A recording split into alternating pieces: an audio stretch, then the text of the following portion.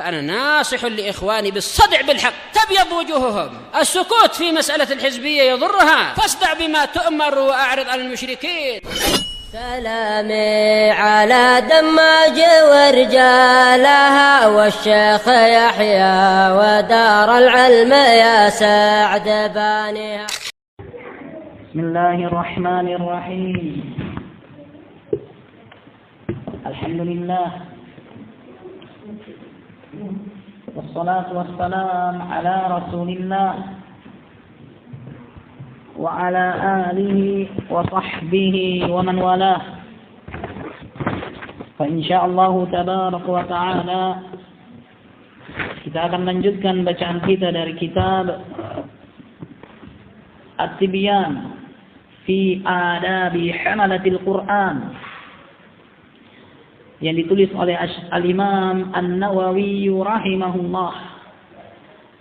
Faman ahabba an yaqra'a falyatafaddal.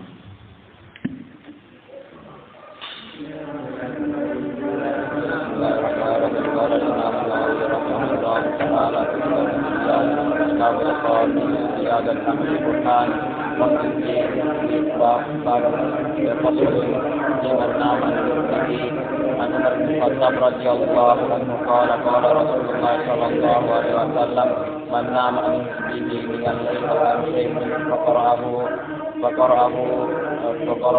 faqara'ahu ma baina salatil fajr wa salatil dhuhr kutiba lahu ka'annahu qara'ahu min al-laili.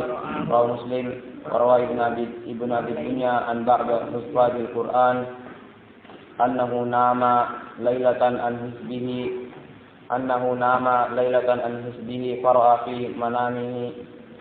fi manamihi kana qa'ilan yaqulu ajibtu min jismin wa min sihhatin wa min fatan nama ila al-fajri wal mautu la tuman fatafatuhu fi dhulamil layli idha yasri. Ahsantum barakallahu fikum وحفظكم الله جل وعلا حفظا لعباده الصالحين. قال الإمام النووي رحمه الله باب السادس bab yang keenam fi adabil qiraah berkaitan tentang adab membaca. Hadal babu huwa maqsudul kitab. Bab ini adalah maksud dari kitab ini. Wa huwa muntashirun jiddan, dan pembahasan ini sangatlah luas. Wa ana ushiru ila aqratin min maqasidihi karahatal itala. Dan saya akan mengisyaratkan kepada sebagian dari yang dimaksudkan karena khawatir kepanjangan. Wa khaufan ala qarihi minal malamah, dan khawatir bagi para pembaca nantinya bosan. Fa awwalu dzalik, maka yang pertama yang merupakan adab membaca, annahu yajibu 'alal qari'i al-ikhlasu kama qaddamnahu, bahwa sepantasnya bagi orang yang membaca Al-Qur'an untuk ikhlas sebagaimana yang telah kami dahulukan. Dan ini barakallahu fikum perkara yang sangat penting. Oleh karena itu Al-Imam Syafi'i rahimahullah begitu menyebutkan hadis innamal a'malu binniyat, beliau mengatakan yang bagi ayyadkhul atau yasluhu ayyadkhul fi 70 baban. Hadis tersebut layak untuk masuk pada 70 pembahasan fikih. Mengatakan Allah itu semuanya harus dimulai dengan ikhlas. Wa mura'atul adabi ma'al Qur'an. Yang berikutnya adalah senantiasa memperhatikan adab bersama Al-Qur'an. Nah, Al-Qur'an walaupun itu barakallahu fikum di hadapan Anda benda mati, hanya kertas dan yang misalnya, dia adalah kalamullah. Dan dia barakallahu fikum adalah hidayah dan juga petunjuk, maka hargai dan ketahuilah kadarnya. Tidak seenaknya barakallahu fikum dijadikan sebagai bantal. Ini tidak ada. Sebagaimana barakallahu fikum tidak sepantasnya untuk jadikan sutra kalau mau sholat. Berdiri lalu dia jadikan sutra. Ini juga barakallahu fikum tidak ada. Dan bukan bentuk pemuliaan terhadap kalamullah. Oleh karena itu, beliau mengatakan bagi orang yang membaca Al-Quran, pertama-tama ala lillahi dinul khalis. Ketahuilah hanya milik Allah peribadatan yang murni. Adapun yang tidak murni, maka itu tidak akan diterima oleh Allah Tabaraka wa Ta'ala. Berikutnya wa mura'atul adab ma'al Quran, memperhatikan adab dengan Al-Quran. فَيَنْبَغِي أَنْ يَسْتَحْضِرَ فِي نَفْسِهِ أَنَّهُ يُنَاجِي اللَّهَ تَعَالَى. Maka hendaknya dia hadirkan dalam dirinya, begitu dia membaca Al-Quran, bahwasanya dia akan bermunajat kepada Rabb-Nya. وَيَقْرَأُ عَلَى حَالٍ مَنْ يَرَى اللَّهَ تَعَالَى. Dan hendaklah dia membaca Al-Quran itu dalam kondisi seperti orang yang sementara dilihat oleh Allah, yaitu al-ihsan. Ta'budallaha ka'annaka tarahu, fa in lam takun tarahu fa innahu yarak. Dan Allah senantiasa mengawasi Anda. Alladzi yaraka hina taqum wa taqallubuka fis sajidin. Dialah Allah yang senantiasa melihat mengawasimu begitu kamu berdiri bangkit, dan juga senantiasa melihat mengawasimu begitu kamu sujud bersama orang-orang yang sujud. Maka demikian juga di saat kamu baca Al-Quran. Sehingga barakallahu fikum, perhatikan adab. فَإِنَّهُ إِنْ لَمْ يَكُنْ يَرَاهُ فَإِنَّ اللَّهَ تَعَالَى يَرَاهُ. Karena sesungguhnya apabila si pembaca Al-Quran tidak bisa melihat Allah, maka sesungguhnya Allah melihatnya. Maka barakallahu fikum, anggap dan sadari bahwasanya begitu engkau membaca Al-Quran, kamu itu di hadapan Allah. Dan bahwasanya Allah Tabaraka wa Ta'ala senantiasa memperhatikanmu, maka tetaplah menjaga adab. Karena engkau di hadapan kalamullah. Sebagaimana apabila Anda berhadapan dengan seseorang yang Anda segani, Anda akan menjaga tingkah di depannya dan tidak macam-macam. Maka demikian juga barakallahu fikum di hadapan Al-Quran yang merupakan kalamullah, dan itu lebih penting. Awalam yakfihim anna anzalna alaikal kitaba yutla alaihim.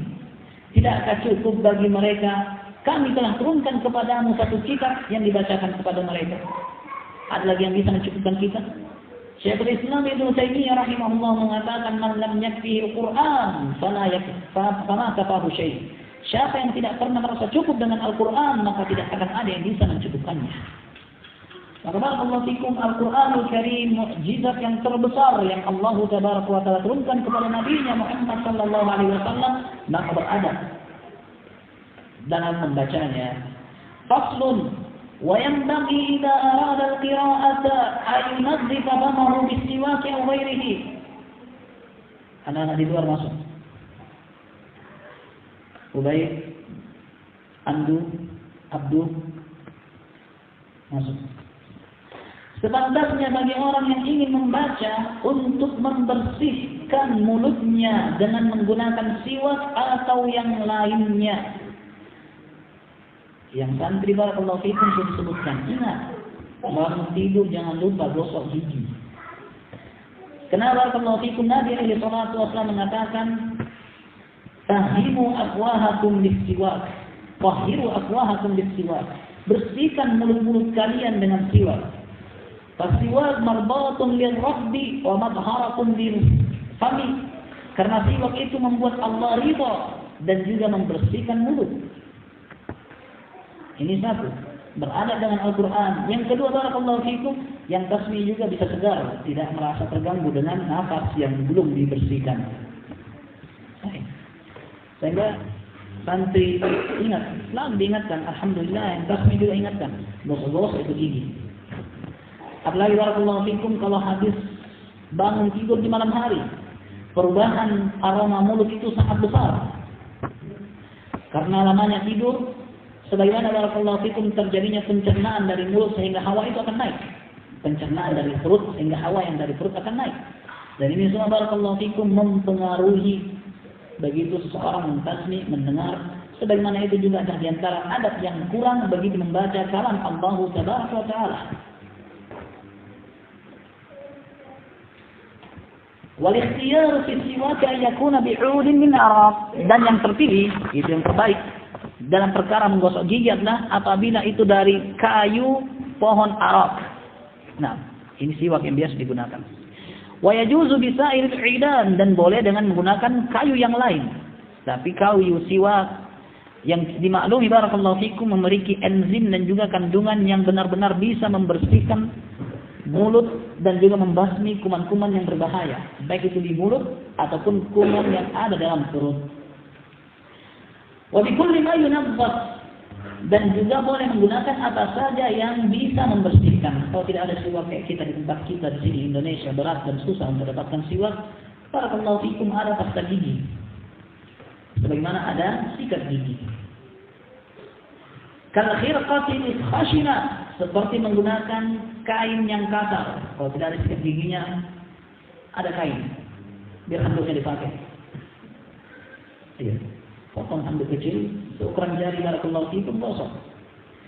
Dan itu barakallahu fikum lebih baik bagi yang melakukannya daripada dibiarkan giginya penuh dengan mentega. La ilaha illallah. Penuh barakallahu fikum dengan kotoran-kotoran yang menumpuk. Allah musta'an. Wal ashnan. Ashnan huwa bil arabiyyah al mahdha. Huruf wa hamzah ashnan asliyah qalahu al-musannif. Syajarun yanbatu fil ardi ar-ramilah yusta'maluhu aw ramaduhu fi ghairi thiyabi fi ghusli thiyabi wal aidi.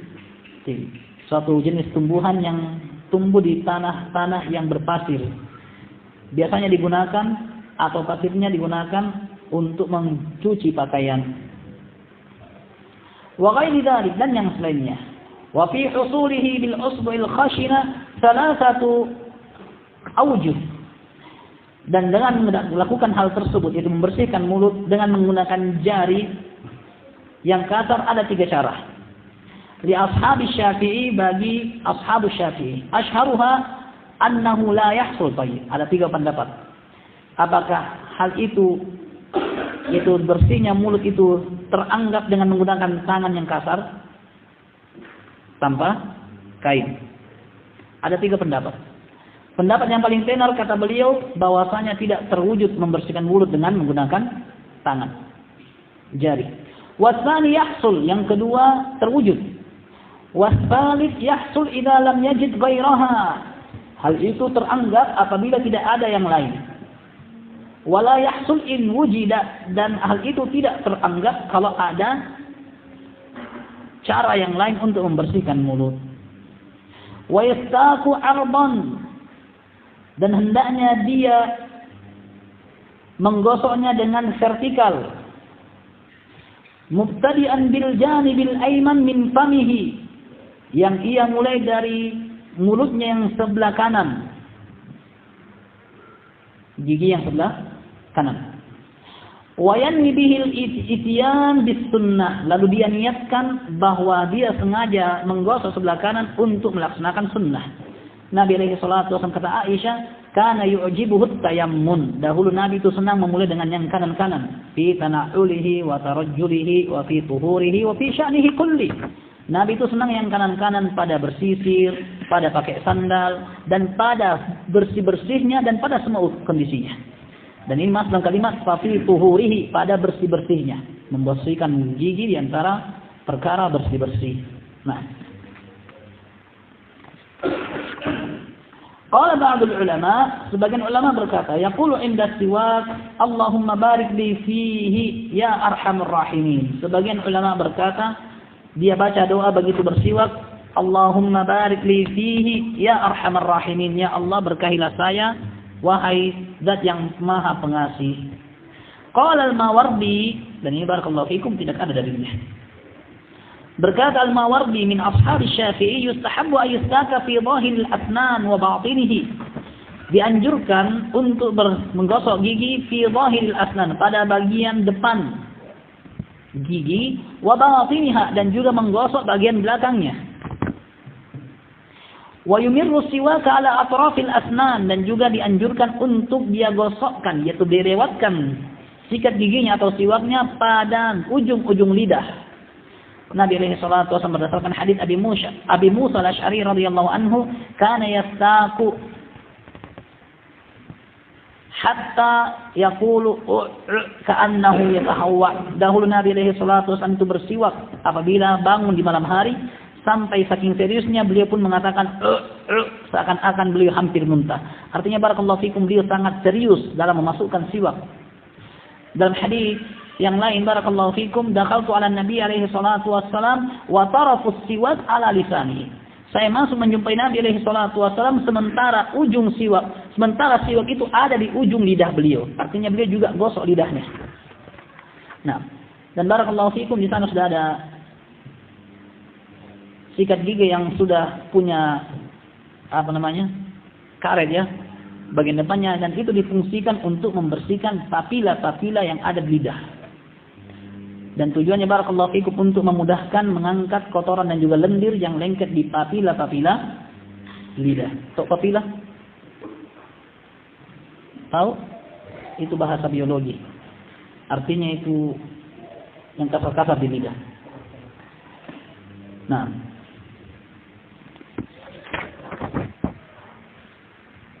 wa karasiya adrasihi, demikian juga sela-sela gigi gerahannya. Wa saqfi halqihi, demikian juga langit-langitnya. Imraran rafiqa, tapi dengan melewatkan dengan lembut, jangan kasar.